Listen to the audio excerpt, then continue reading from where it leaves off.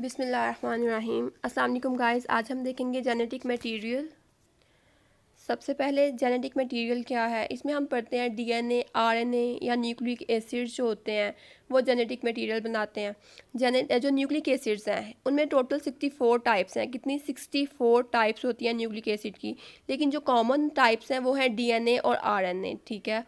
Instructions होती हैं nucleic acid में, और जो इंस्ट्रक्शंस होती हैं वो कोड की फॉर्म में होती हैं, और जो कोड होता है वो generation to generation pass out करता है, मतलब एक जनरेशन से दूसरी जनरेशन में पास आउट होता है। जो न्यूक्लिक एसिड है बहुत से ये लार्ज मॉलिक्यूल्स होते हैं, और ये बने होते हैं कार्बन, ऑक्सीजन, हाइड्रोजन, नाइट्रोजन और फास्फोरस, इनसे मिलके बने होते हैं। टाइप्स है न्यूक्लिक एसिड की। सबसे पहले है डीएनए। डीएनए क्या है? D oxy ribo nucleic acid है, मतलब जो जेनेटिक मटेरियल जो कि कैरी करता है इंफॉर्मेशन एक ऑर्गेनिज्म में। ठीक है। एक ऑर्गेनिज्म से अबाउट एक ऑर्गेनिज्म के बारे में वो इंफॉर्मेशन कैरी करता है, उसको कलेक्ट करता है और उसे पेरेंट्स से ऑफस्प्रिंग पास आउट कर देता है। ठीक है। डीएनए का यही काम है कि जो जेनेटिक मटेरियल है उसको पास आउट करना एक जनरेशन से दूसरी जनरेशन में, जो कि डीएनए पे कोड होती है, कोड की फॉर्म में होती है, कोडिड होती है। जो जेनेटिक मटेरियल होती है, जो इन्फॉर्मेशन होती है जो कि एक ऑर्गेनिज्म को चाहिए होती है अपनी ग्रोथ के लिए। जो डीएनए वो अपनी सेलुलर एक्टिविटीज़ में यूज़ होता है। ठीक है। और मेनली ये न्यूक्लियस में ही प्रेजेंट होता है। नेक्स्ट है आरएनए। आरएनए राइबोन्यूक्लिक एसिड है। ठीक है। इसमें क्या है कि ये न्यूक्लियस और साइटोप्लाज्म दोनों में प्रेजेंट होता है। इसमें क्या है कि जो आरएनए है, आरएनए में क्या है कि जो सेल्स होते हैं वो बहुत इंपॉर्टेंट रोल प्ले करते हैं प्रोटीन की प्रोडक्शन के लिए। न्यूक्लियोटाइड्स और जेनेटिक ऑर्गेनाइजेशन अब हम देखेंगे। न्यूक्लिक एसिड्स में न्यूक्लियोटाइड से बने होते हैं। न्यूक्लियोटाइड होता क्या है? न्यूक्लियोटाइड एक स्मॉलेस्ट ब्लॉक है, एक ऐसा कंपाउंड है जिसमें न्यूक्लियोसाइड से मिलके बना होता है। इसमें न्यूक्लियोसाइड होता है एक फॉस्फेट ग्रुप के साथ लिंक्ड हुआ होता है। ठीक है। जो न्यूक्लियोसाइड है वो एक फॉस्फेट ग्रुप के साथ लिंक्ड होता है न्यूक्लियोटाइड में। ठीक है। और ये एक बेसिक स्ट्रक्चर बना देता है। इसमें क्या है, न्यूक्लियोटाइड जो होते हैं उसकी जो है 3 बेसिक पार्ट्स हैं: 5 कार्बन शुगर, फॉस्फेट ग्रुप और नाइट्रोजीनियस बेसिस, ऐसी बेसिस जो कि नाइट्रोजन कंटेन करती हैं। नेक्स्ट है लेवल ऑफ ऑर्गेनाइजेशन। ये कहाँ से शुरू होता है? सबसे पहले हमने देखा कि न्यूक्लियोटाइड क्या है, जो स्मॉलेस्ट बिल्डिंग ब्लॉक है जीन का। ठीक है। तो न्यूक्लियोटाइड से स्टार्ट होगा, देन जीन आएगा। जीन क्या है? जो कि हमारी ट्रेड्स को कोड करती हैं। ठीक है। Then DNA. डीएनए क्या है कि जीन से मिलके बना होता है। ठीक है। डीएनए के बाद क्रोमोसोम्स आएंगे। क्रोमोसोम्स में होता क्या है कि जो डीएनए होता है वो कॉइल्ड फॉर्म में होता है। ठीक है। वो डीएनए का कॉइल्ड फॉर्म में होता है।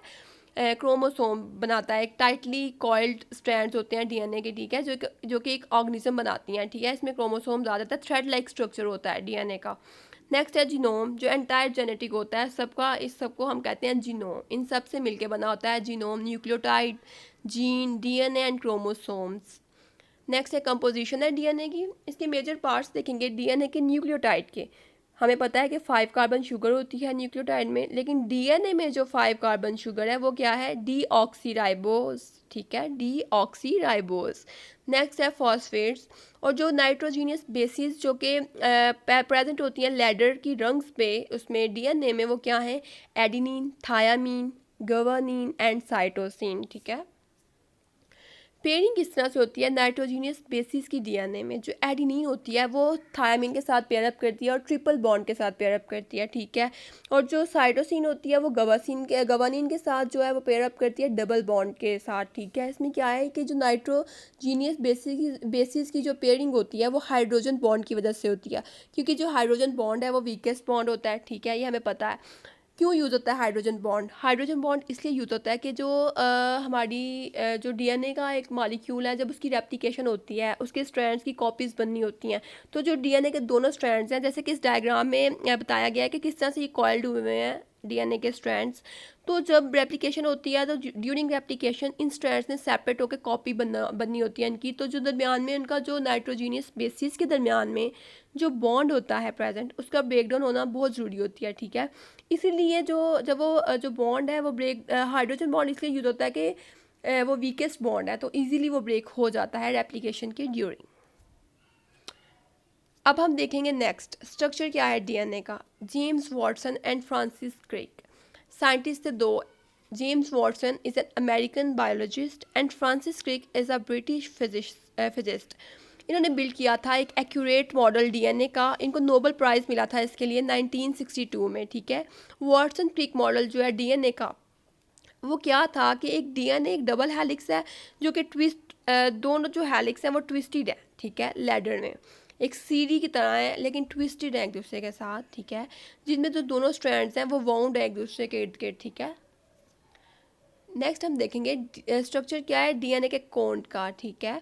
जो आउटसाइड है डीएनए के लैडर की, जो सीरी है डीएनए की, जैसे वो जिस तरह से कॉइल्ड हुए हैं, उनकी जो आउटसाइड है, हमने देखा जो इनसाइड पे तो नाइट्रोजनस बेसिस है पेयर अप हुई, लेकिन आउटसाइड पे भी तो कोई चीज़ होगी ना डीएनए के। वो क्या है, वो डीऑक्सीराइबोज शुगर और फॉस्फेट से मिलकर बनी होती है आउटसाइड, ठीक है। और जो रंग्स होती हैं लैडर की, ठीक है, वो क्या है, वो उनमें नाइट्रोजनस बेसिस होती हैं इनसाइड में, हमें पता है कि वो किस तरह से पेयर अप हुई होती हैं। नेक्स्ट क्या है कि हमने आइडेंटिफाई करना है बेस पेयर्स को। डीएनए स्ट्रैंड्स कॉम्प्लीमेंट्री स्ट्रैंड्स हैं, ठीक है। क्या है, कॉम्प्लीमेंट्री स्ट्रैंड्स हैं डीएनए के, ठीक है, जिसकी वजह से रेप्लिकेशन जो होती है, ठीक है। इसमें क्या है, एडेनिन थायमिन के साथ और गवानिन साइटोसिन के साथ पेयर अप होती है। नेक्स्ट है कि इसके सीक्वेंसेस आ जाएंगे कॉम्प्लीमेंट्री स्ट्रैंड्स के। अगर हम देखें कि AGT जो है ये एक सीक्वेंस है, तो AGT के बाद क्या बनेगा, ए के साथ एडेनिन है, एडेनिन से थायामीन के साथ बॉन्ड होगा, जिस तरह से ए है और नीचे टी आ गया। अब G है गवानिन, उसने किसके साथ पेयर अप करना है, साइटोसिन के साथ, तो उसके नीचे आ जाएगा C। थायामीन है तो उसने एडेनिन के साथ करना है, तो वो फिर A आ जाएगा। इसी तरह AGT का पेयर क्या बना, TCA।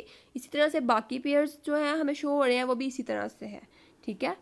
एडेनिन थायमिन के साथ आएगा और गवानिन साइटोसिन के साथ आएगा, इसी तरह से सारे पेयर्स बन जाएंगे। नेक्स्ट है डीएनए की रेप्लिकेशन। रेप्लिकेशन में क्या है, सेल डिवीजन से पहले जो डीएनए होता है उसमें मतलब अपनी कॉपीज़ बनानी होती हैं, ठीक है। तो जो हमें, लेकिन जब डीएनए की रेप्लिकेशन होती है तो हमें ये बात इंश्योर करनी चाहिए कि जो नंबर ऑफ़ क्रोमोसोम्स होते हैं वो कांस्टेंट रहते हैं जनरेशन आफ्टर जनरेशन। डीएनए की जितनी मर्जी कॉपीज़ बन जाए, जो मर्जी हो जाए, लेकिन उसके जो नंबर ऑफ़ क्रोमोसोम्स हैं वो कांस्टेंट ही रहेंगे, उतना ही नंबर रहेगा। ये एक सेमी कंजर्वेटिव मेथड है, ठीक है। सेमी कंजर्वेटिव का मतलब क्या है कि डीएनए जो होता है उसकी कॉपीज़ बनती हैं, तो जो न्यू स्ट्रैंड होता है वो हाफ ऑफ ओरिजिनल स्ट्रैंड होता है। मतलब कि जो कॉपीज़ बनेंगी उसमें यह है कि एक स्ट्रैंड ओरिजिनल होगा और जो एक स्ट्रैंड जो होता है वो न्यू होगा। डीएनए के दो स्ट्रैंड्स होते हैं ना, तो सेमी कंजर्वेटिव में क्या है कि जब कॉपीज़ बनेंगी डीएनए की रेप्लिकेशन के ड्यूरिंग, तो उसमें क्या है कि जो एक स्ट्रैंड है डीएनए का वो होगा न्यू ओरिजिनल वाला और एक न्यू होगा। इसकी हम ये तो हुआ रेप्लिकेशन, लेकिन मैं आपको और बताऊंगी कि जो सेमी कंजर्वेटिव और कंजर्वेटिव रेप्लिकेशन भी होती है और डिस्पर्सिव भी होती है। यहाँ पे तो हमने सिर्फ पढ़ा कि सेमी कंजर्वेटिव रेप्लिकेशन होती है, ठीक है, क्योंकि डीएनए की जो रेप्लिकेशन होती है वो सेमी कंजर्वेटिव है। कंजर्वेटिव एप्लीकेशन में क्या है कि उसमें यह है कि जो स्ट्रैंड्स होते हैं डीएनए के, उसमें जो न्यू स्ट्रैंड होते हैं उसमें क्या होता है कि जो ओरिजिनल डीएनए का टेम्पलेट स्ट्रैंड होता है, टेम्पलेट स्ट्रैंड जो होता है ओरिजिनल डीएनए का, ठीक है, उसमें क्या होता है कि वो जब एक दूसरे के साथ आते हैं तो वो एक कॉपी बनाते हैं, जो दोनों स्ट्रैंड्स होते हैं वो न्यू बनते हैं। सेमी कंजर्वेटिव में क्या था कि एक स्ट्रैंड ओरिजिनल है और एक स्ट्रैंड न्यू है डीएनए का, लेकिन कंजर्वेटिव में दोनों ही न्यू बनेंगे। और डिस्पर्सिव में क्या है कि दोनों जो है या तो दोनों ओरिजिनल होंगे या दोनों जो है दोनों ओरिजिनल और दोनों न्यू। मतलब कि डिस्पर्सिव में यह है कि दो मॉडल्स बनते हैं डीएनए के, ठीक है। नेक्स्ट अब हम देखेंगे मेजर स्टेप्स क्या हैं डीएनए की आरएनए डीएनए की एप्लीकेशन में। जो डीएनए होता है वो क्या करता है कि अनवाइंड होता है, मतलब वो उसमें जो नाइट्रोजनियस बेसिस होती हैं वो एक्सपोज हो जाती हैं। फिर डीएनए अनजिप होता है, क्योंकि उसमें हाइड्रोजन जो बॉन्ड्स होते हैं वो ब्रेकडाउन होना शुरू हो जाती है, उनकी वीक हाइड्रोजन बॉन्ड्स होते हैं। हाइड्रोजन बॉन्ड्स वीकेस्ट टाइप है बॉन्ड की, ठीक है। न्यू कॉम्प्लीमेंट्री स्ट्रैंड बनते हैं क्योंकि जो नाइट्रोजनियस बेसिस होती हैं वो फ्लोट करना शुरू हो जाती है न्यूक्लियस में, और सेल जो होता है वो पेयर अप हो जाता है बेसिस के साथ, ठीक है। हर हाफ जो डीएनए का मॉलिक्यूल है उसमें जो बेसिस होती हैं सेल उसके साथ पेयर अप होना शुरू हो जाता है, और जो टू न्यू डीएनए के मॉलिक्यूल्स होते हैं वो फिर उसी तरह के बन जाते हैं। मतलब ज़रा भी डिफरेंस नहीं आता उनमें, सेम स्ट्रैंड्स बनते हैं जो न्यू कॉपीज़ बनती हैं रेप्लिकेशन के ड्यूरिंग, ठीक है। और जो दोनों स्ट्रैंड्स हैं वो आइडेंटिकल होते हैं। फंक्शन क्या है जीन्स का डीएनए में, जो प्रोटीन्स होती हैं वो डिटरमाइन करती हैं साइज़, शेप और दूसरे ट्रेड्स को एक ऑर्गेनिज्म की, जैसे कि आई कलर हो गया, हेयर कलर हो गया, टाइप ऑफ हेयर लाइन हो गया, एक्सेट्रा। जो हर जीन है एक डीएनए मॉलिक्यूल में वो कोड करती है प्रोडक्शन ऑफ पर्टिकुलर प्रोटीन, ठीक है। जीन क्या है, एक स्मॉलर पोर्शन है, ठीक है, डीएनए मॉलिक्यूल का, जो कि कोड करता है एक पर्टिकुलर ट्रेड को या प्रोटीन को। ऑर्डर है नाइट्रोजीनियस बेसिस का। कि वो किस तरह से है कि जो ऑर्डर है नाइट्रोजनस स्पेसिस का अलोंग अ जीन, वो क्या करता है, एक जेनेटिक कोड बनाता है जो कि स्पेसिफाई करता है कि किस तरह की प्रोटीन जो है वो प्रोड्यूस होगी। जो ऑर्डर ऑफ नाइट्रोजनस स्पेसिस है वो हमें ये बताता है कि जो अमाइनो एसिड्स हैं वो कौन से अमाइनो एसिड्स पुट टुगेदर एक दूसरे के साथ आएंगे तो एक प्रोटीन बनेगी। ठीक है, इस चीज़ को करता है स्पेसिफाई। अगर एक अमाइनो एसिड है वो चेंज हो जाता है, अपनी प्लेस चेंज कर देता है, तो डिफरेंट प्रोटीन्स बनती हैं। मतलब दो अमाइनो एसिड्स मिलके एक प्रोटीन बनाते हैं, डिफरेंट अमाइनो एसिड्स मिलते हैं तो प्रोटीन बनती हैं। तो जब अमाइनो एसिड्स अपनी प्लेसेस चेंज करेंगे तो डिफरेंट प्रोटीन्स बनेगी। इसीलिए जो डीएनए होता है वो अपनी मतलब के लीव नहीं करता न्यूक्लियस को, ठीक है, प्रोटीन बनाने के लिए राइबोसोम्स में, ठीक है। और आरएनए जो होता है वो डायरेक्ट करता है प्रोटीन की सिंथेसिस को। नेक्स्ट है आरएनए। आरएनए जो है उसके मेजर पार्ट्स हैं। आरएनए न्यूक्लियोटाइड में आ जाएगा राइबोज शुगर, उसमें क्या है 5 कार्बन शुगर इसमें आएगी, फॉस्फेट्स और 4 डिफरेंट नाइट्रोजनस स्पेसिस। जो आरएनए की नाइट्रोजनस स्पेसिस है वो सेम है जैसे कि डीएनए में है, लेकिन इसमें एक डिफरेंस है कि थायामीन की जगह यूरासिल आ जाएगा। उसमें क्या आता है एडेनिन, थायामीन, गवानिन एंड साइटोसिन, ये डीएनए की थी, और एडेनिन, यूरासिल, साइटोसिन एंड गवानिन वे क्या है आरएनए की। नेक्स्ट हम देखेंगे आरएनए किस तरह से एक प्रोटीन बनाता है। इसकी टाइप्स हैं कुछ आरएनए की। मैसेंजर आरएनए जो कि कैरी करता है मैसेजेस को या इन्फॉर्मेशन को डीएनए से दूसरे पार्ट्स ऑफ सेल में। जो ट्रांसफ़र आरएनए है वो ट्रांसफ़र करता है मैसेजेस को या अमाइनो एसिड्स को या प्रोटीन्स को राइबोसोम्स में, ठीक है, प्रोटीन सिंथेसिस के लिए। और जो राइबोसोमल आरएनए है वो क्या करता है कि वो राइबोसोम्स बनाता है जो कि प्रोटीन फैक्ट्रीज हैं। अब प्रोटीन किस तरह से बनती हैं, इसी तरह से कि जो मैसेंजर आरएनए है वो कैरी करता है मैसेजेस डीएनए से साइटोप्लाज्म में। साइटोप्लाज्म जो होता है उसमें राइबोसोम्स होते हैं, ठीक है, जो कि प्रोटीन फैक्ट्रीज होती हैं। इसी तरह जो ट्रांसफ़र आरएनए है वो एक कोड जो होता है वो राइबोसोम्स की तरफ लेके जाता है और एक प्रोटीन बनाता है। और जो राइबोसोम्स होते हैं वो डी कोड करते हैं प्रोटीन्स को और इंटरप्रेट करते हैं मैसेज को, ठीक है। और हमें ये बताते हैं कि मतलब कि एक स्पेसिफिक कोड बताते हैं एक स्पेसिफिक प्रोटीन के लिए, ठीक। जब प्रोटीन्स बनती हैं वही हमने पढ़ा कि मैसेंजर आरएनए कैरी करता है डीएनए से मैसेज राइबोसोम्स तक, जो कि राइबोसोम प्रोटीन सिंथेसिस साइट है साइटोप्लाज्म में। राइबोसोम जो होती हैं एक मतलब कि डिकोड रिंग की तरह वो रिएक्ट करती हैं और फिर ट्रांसलेट करती हैं, आरएनए कोड हो जाता है प्रोटीन में। डिफरेंस है आरएनए और डीएनए में। आरएनए यूरासिल, उसमें नाइट्रोजनस बेस यूरासिल है और डीएनए में थायामीन है। आरएनए एक सिंगल हेलिक्स है और डीएनए एक डबल हेलिक्स है। आरएनए एक स्मॉल मॉलिक्यूल है और डीएनए एक लार्ज मॉलिक्यूल है। आरएनए जो होता है वो ट्रैवल करता है सिर्फ न्यूक्लियस में और साइटोप्लाज्म में, और डीएनए सिर्फ और सिर्फ न्यूक्लियस में रहता है। आरएनए जो होता है उसमें राइबोज शुगर है और डीएनए में डीऑक्सी राइबोज न्यूक्लिक ठीक है।